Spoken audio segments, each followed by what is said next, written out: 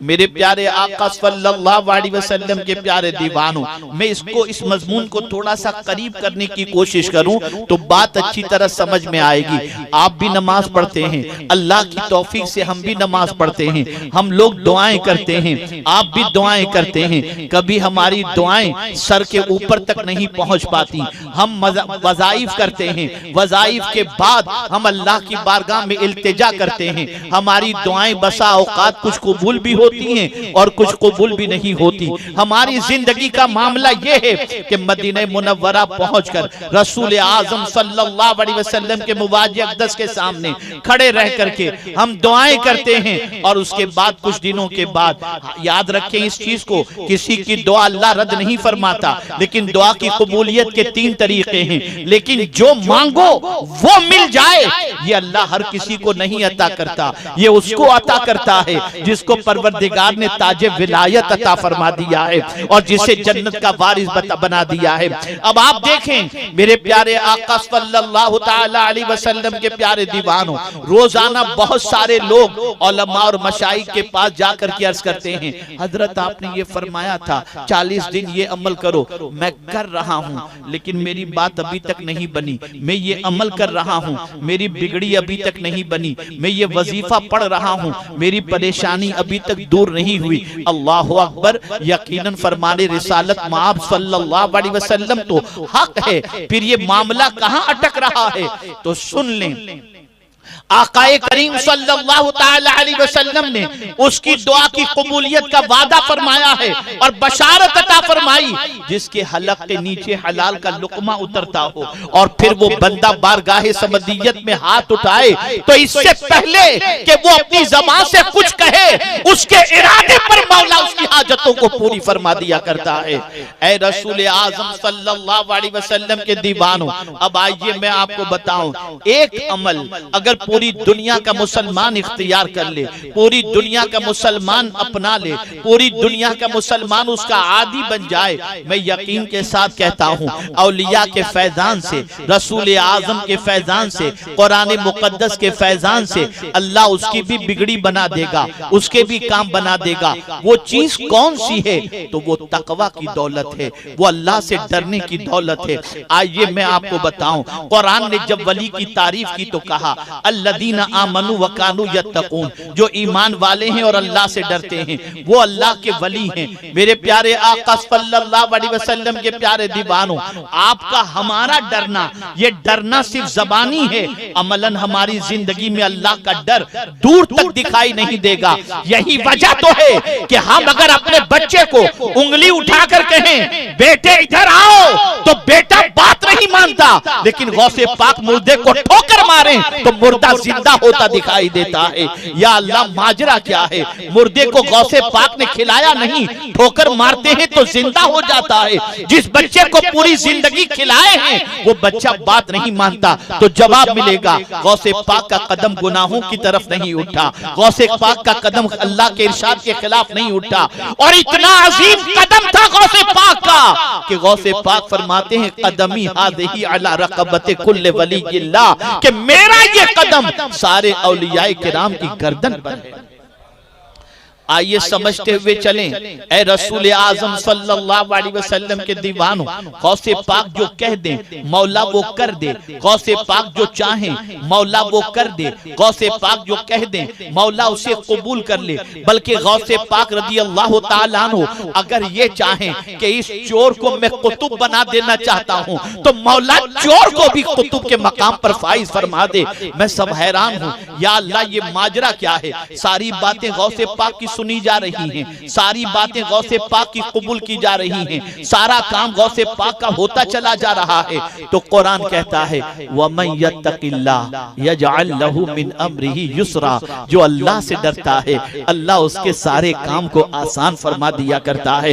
ऐ रसूल आजम सल्लल्लाहु अलैहि वसल्लम के दीवानों, आज के इस क्राइसिस के पीरियड के अंदर, आज के कोरोना वायरस और लॉकडाउन के पीरियड के अंदर तंगिए रिस्क की शिकायत हर कोई करता डरता दिखाई देता है। लेकिन आइए, अगर कोई ये चाहता हो अल्लाह रोजी में बरकत अता फरमा दे, अल्लाह रिस्क में कुशादगी अता फरमा दे, अल्लाह बेहिसाब रोजी अता फरमा दे, तो वहां भी कुरान कहता है वमन यत्तकिल्लाह यजअल लहू मखरजा व यरज़ुक़हु मिन हैसु ला यहतसिब। अल्लाहु अकबर, मैं हैरान हूं, अमल एक है, बेहिसाब रोजी का वादा मिल रहा है।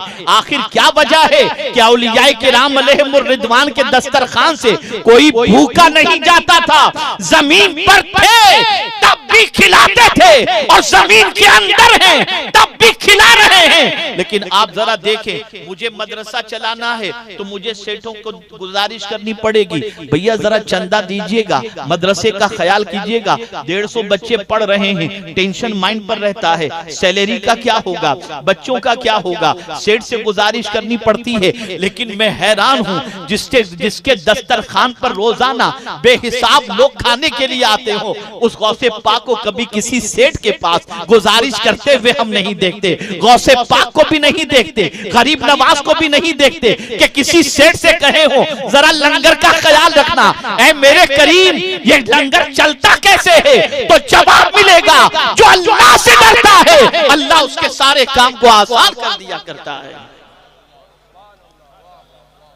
ऐ रसूल आजम सल्लल्लाहु अलैहि वसल्लम के दीवानों, कुरान के अंदर उन चीजों को तलाश करो जो चीज तुम्हारी मुसीबतों का हल है, जो चीज तुम्हारी परेशानियों का हल है।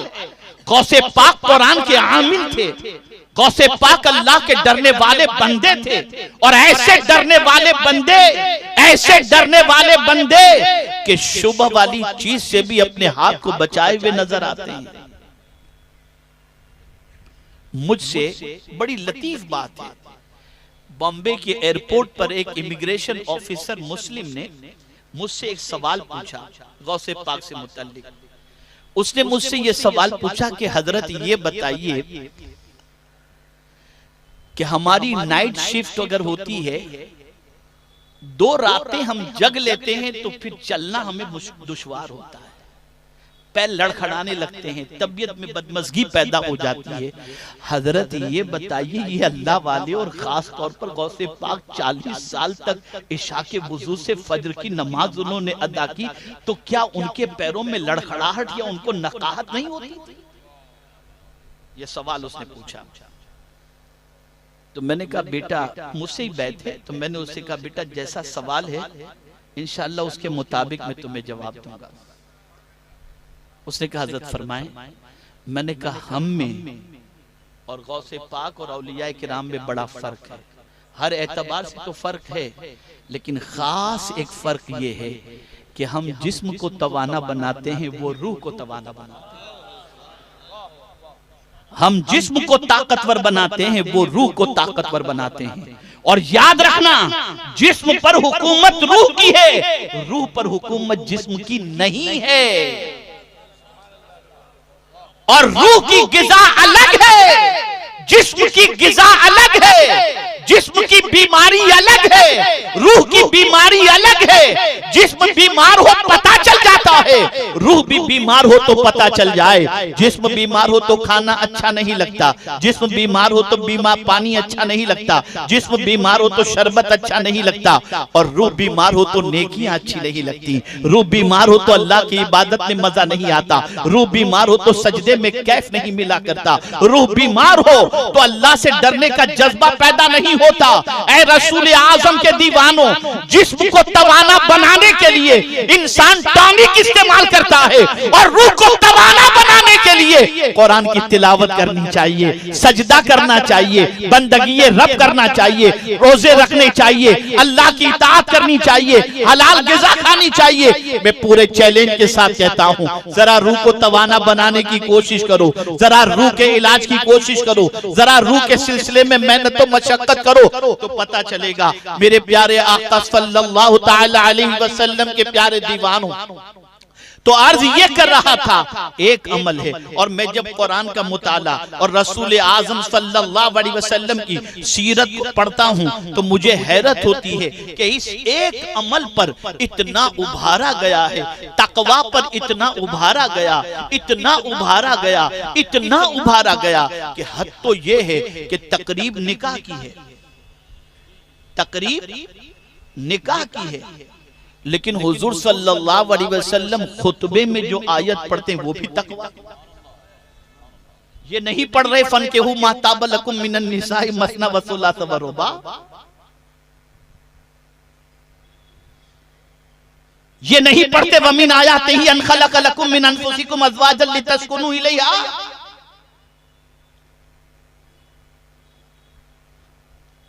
तकरीब निकाह की हो रही है और हुजूर आयत पढ़ रहे, या अय्युहल्लज़ीना आमनु तक़ुल्लाहा हक़्क़ तुक़ातिही वला तमूतुन्ना इल्ला व अंतुम मुस्लिमून। या अय्युहल्लज़ीना आमनु तक़ुल्लाहा वक़ूलू क़ौलन सदीदा। या अय्युहन्नासु तक़ू रब्बकुमुल्लज़ी ख़लक़कुम मिन नफ्सिन वाहिदा। या अल्लाह, ये तक़वा हर जगह क्यों लाया जाता है? तो जवाब मिलेगा, रब ये चाहता है कि बंदा एक अमल का आदी बन जाए, उसकी पूरी दुनिया और आखिरत संवर जाए, दुनिया भी संवर जाए और आखिरत भी संवर जाए। मेरे प्यारे आका सल्लल्लाहु तआला अलैहि वसल्लम के प्यारे दीवानों, अब आइए थोड़ा सा और समझाता हुआ चलूं कि क्या गौसे पाक की मोहब्बत काम आएगी, क्या परवरदिगार के मुकर्रब बंदों की मोहब्बत काम आएगी, क्या गौसे पाक की महफिलें काम आएंगी, क्या गौसे पाक रज़ी अल्लाह तआला अन्हु की याद काम आएगी? तो हम देखें, जन्नत का वारिस अल्लाह ने मुत्तकी को बनाया।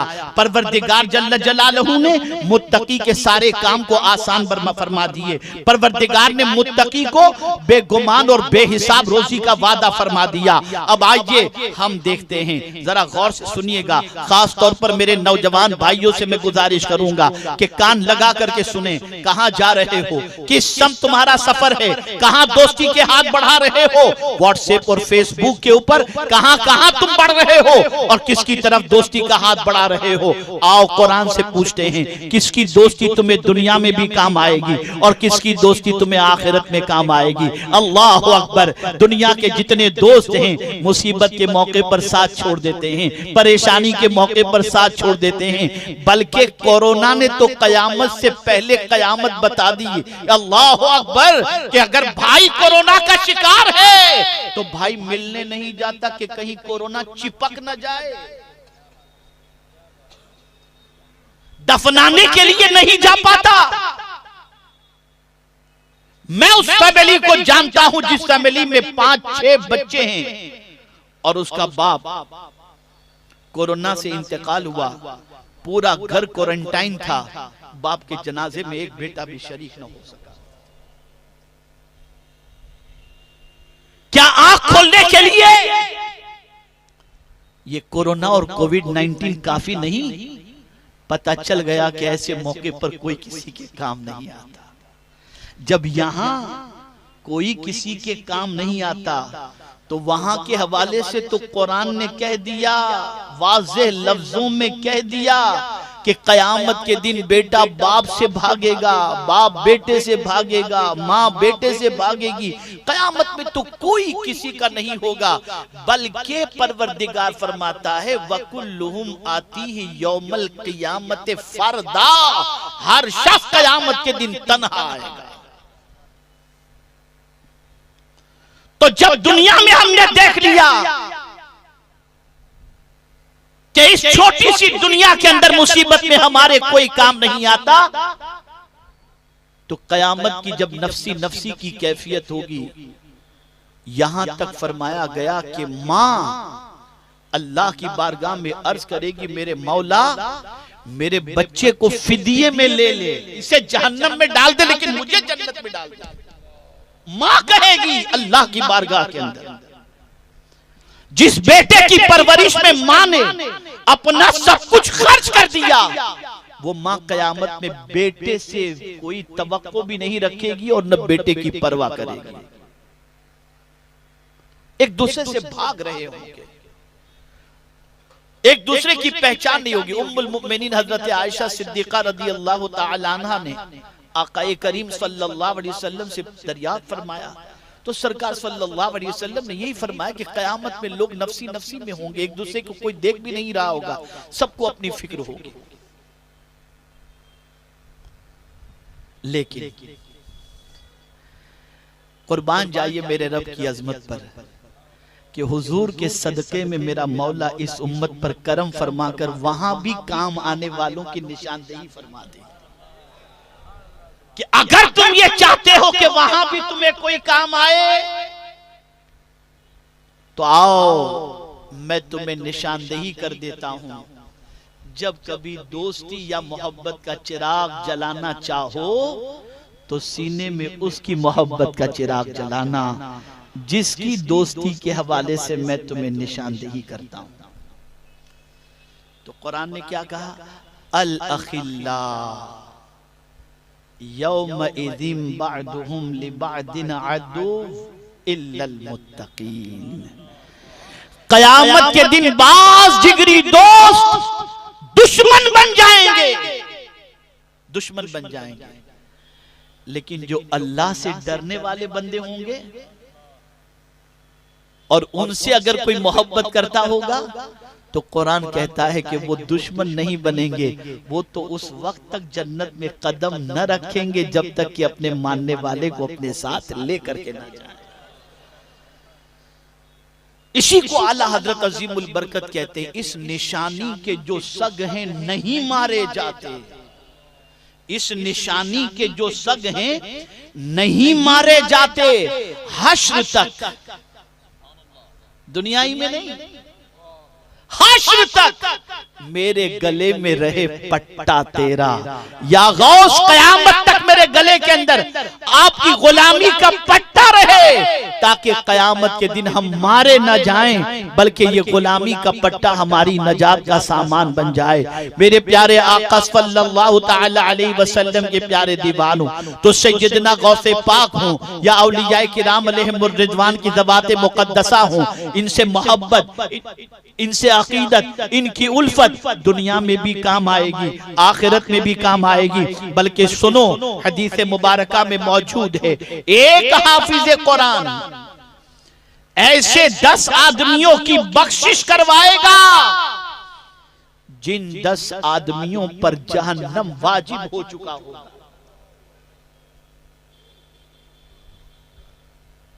कौन सा हाफिज कुरान? जो आम हाफिज कुरान से हिफ्ज किया,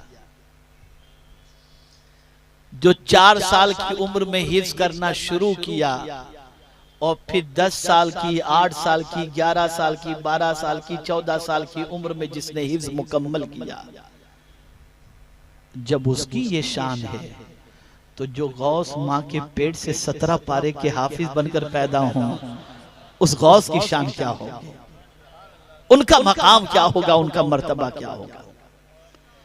ऐ रसूल गिरामी वकार सल्लल्लाहु अलैहि वसल्लम के दीवानों, ये कौम बहकती नहीं, मुसलमान आवारा न होते, मुसलमान बिगड़े हुए रास्ते के मुसाफिर न होते, मुसलमान नौजवान आवारा न बनते अगर मुसलमानों के दिलो दिमाग के अंदर अल्लाह के वलियों की मोहब्बत होती, उनके दिलो दिमाग के अंदर अल्लाह के दोस्तों की मोहब्बत का चिराग जलाया गया होता।